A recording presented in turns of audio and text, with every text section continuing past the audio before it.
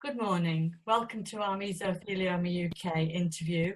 We hope you enjoy these interviews and find them helpful. My name is Lorraine Creech and I'm Head of Nursing at Mesothelioma UK. I'm also a mesothelioma clinical nurse specialist at the University Hospitals of Leicester. And today I'm really glad to have two of my very close colleagues with me here. Anne Moylan, who is a team leader for Mesothelioma UK and based at Portsmouth, and also Chris Jones, again down there in the south, who is based at Derriford Hospital, who covers Peninsula. Anne has a big post, apart from being a team leader, but across Wessex. So we cover some big areas, don't we, girls? Yes, we do. Welcome. Okay, thank you so much for speaking to me this morning. I'll move right on to the questions, and because I know you had varied experiences, but I know from our communications how you were both pulled into changing roles and knowing about those changing roles pretty quickly, really. So when the pandemic hit us, we had to work resourcefully, didn't we? And can you just tell me a little bit about how you dealt with that? Perhaps if we start with Chris first.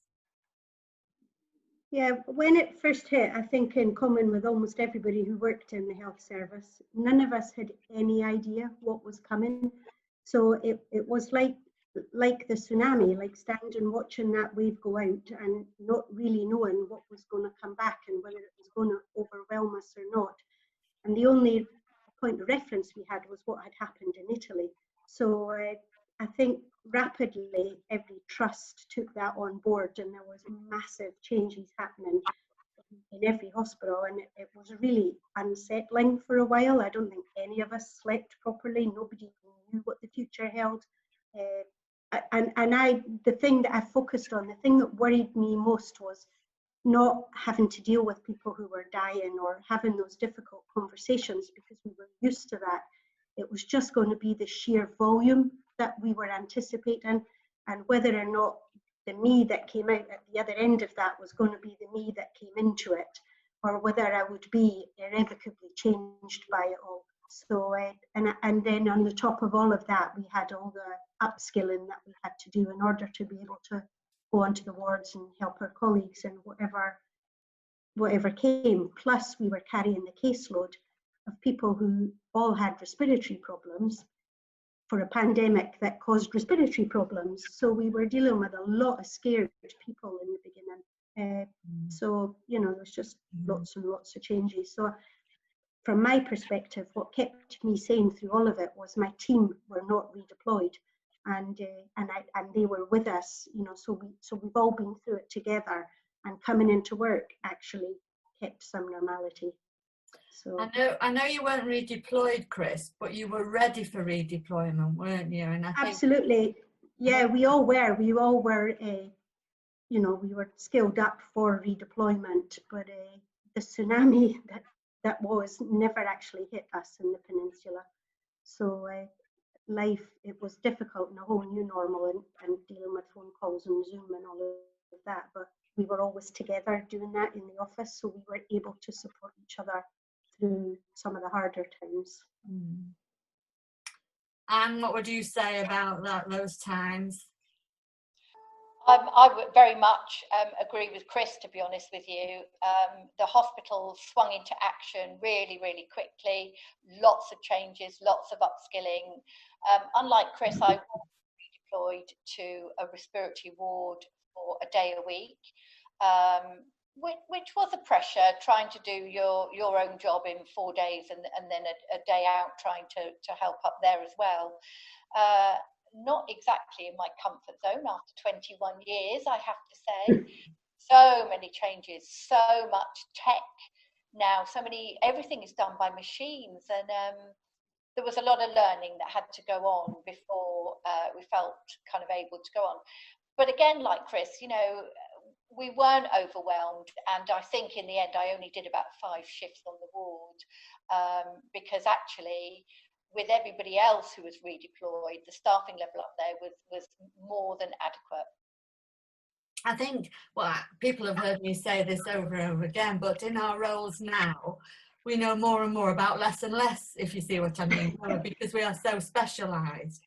and yet put us into that sort of environment where we're used to going on the wards, obviously seeing people and doing all sorts of things on the wards, but actually taking over or being part of that care team when you need to ask where this is and where that is, and you just want to be that swan who's swimming smoothly, but the little paddles are going like the clappers below the water. And I think that's what it seemed like for many of you, and I'm very much aware of that. And also we're the people who, because of our speciality, our specialised nature, people ask the questions of us, don't they? And so, you know, it was a time where, like always, we say what we don't know and just hope that somebody will help us through it. And I think, you know, it sounded like that happened. So how do you think that COVID-19 now, as we are seeing some restrictions lifted, how do you think that is for us going forward, for you going forward? I think it's even more difficult now than it was for lockdown. When lockdown came, everything just locked down, so everything was black and white. And now we're dealing with multiple shades of grey. So, you know, our daily phone calls are all about shielding. You know, what are the latest shielding guidelines? Can we go out? Can we see family? Can we? And, you know, and it's really difficult because things change on a daily basis. We were really lucky here that our plural fellows kept our clinics running all the way through. So we still had fast track clinics, so we were still picking up people early in their disease and not as late as some. But we had all the issues around, is it safe to deliver chemotherapy? Is it safe to deliver immunotherapy?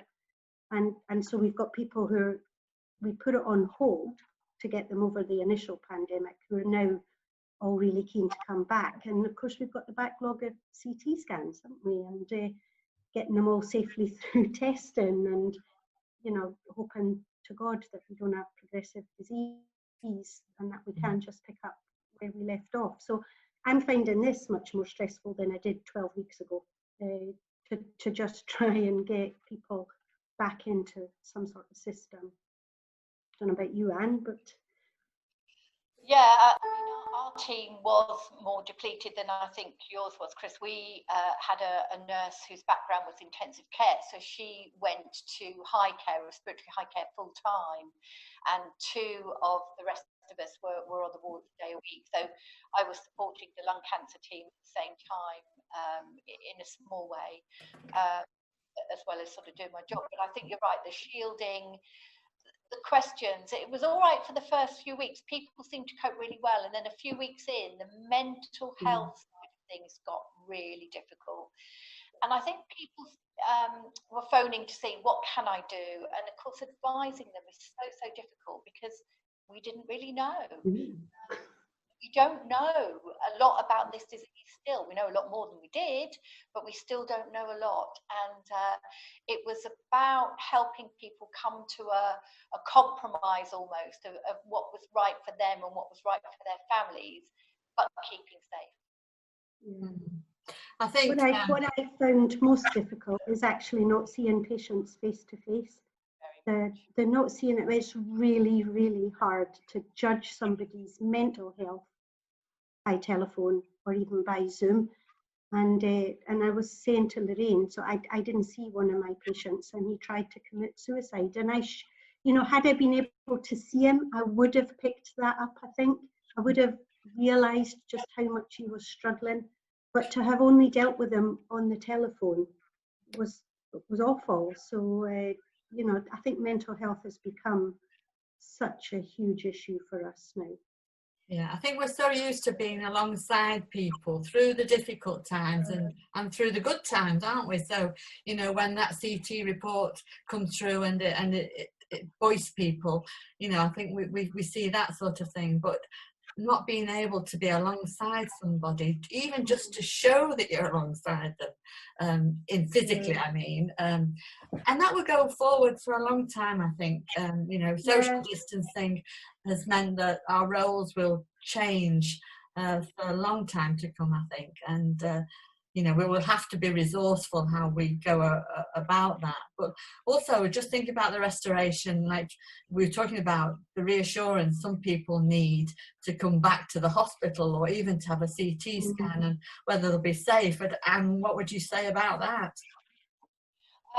Even today, I took a call. Actually, it isn't anybody with mesothelioma, but inquiring about whether they could go on the shielding list now. And unpicking that, it was down to how safe is it to come back to the hospital. It was a chap with lots and lots of health issues, cancer not being one of them. But his wife was most concerned that if he wasn't on a shielding list, he would be treated differently in the hospital.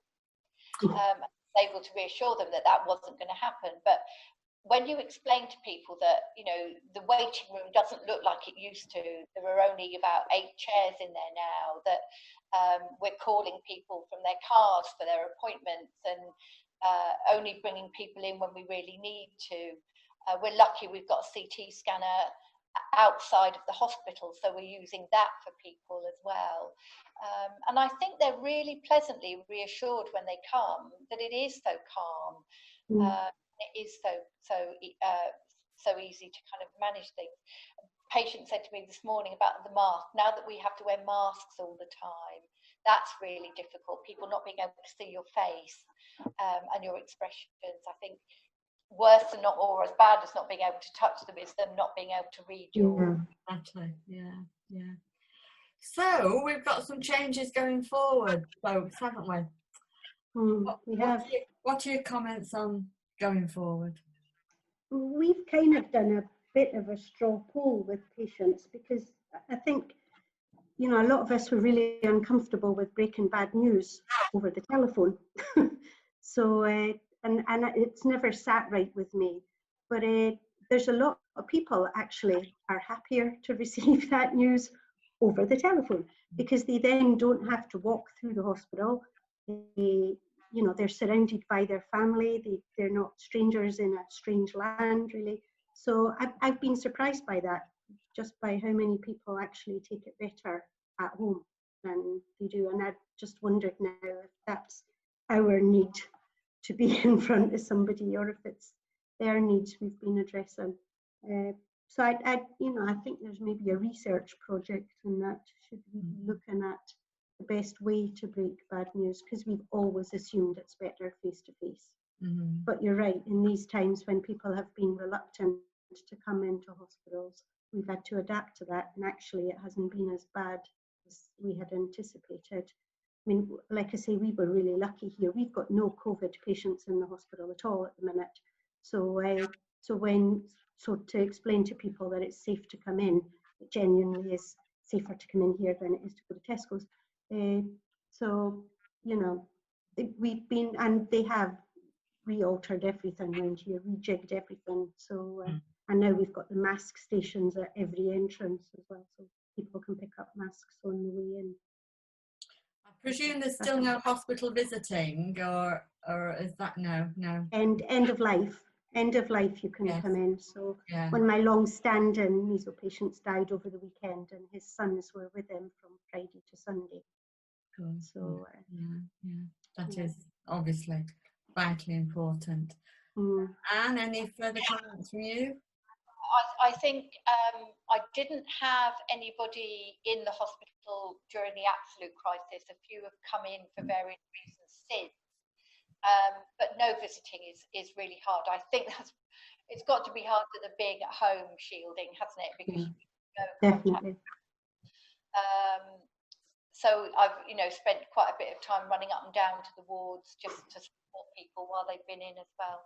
Unfortunately, I don't have a pedometer at the moment, so I have no idea how many steps it is, but it's been a few. I'm sure you're beavering away. I can imagine that.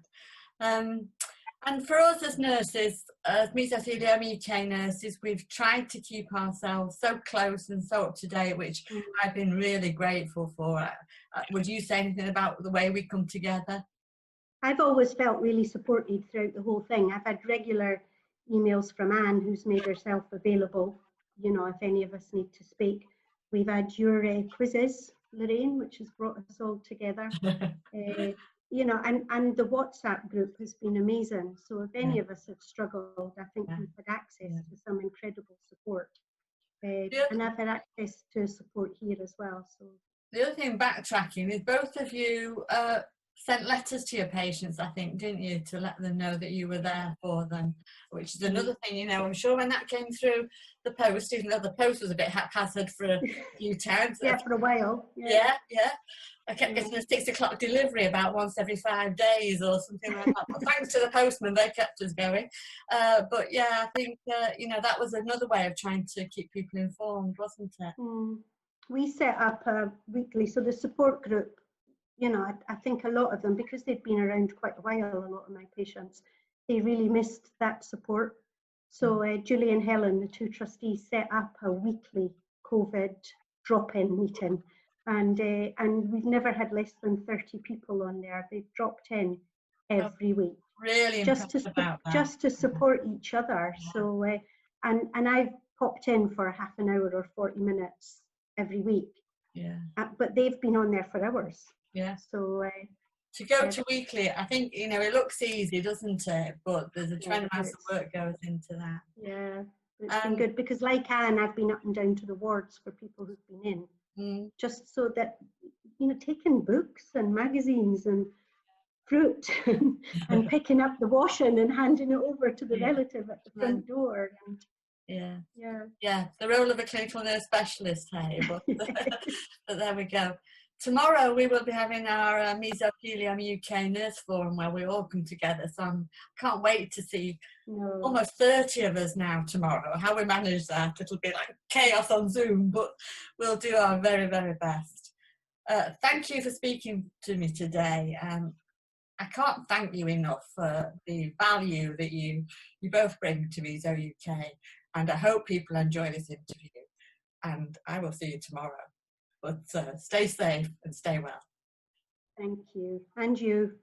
And you.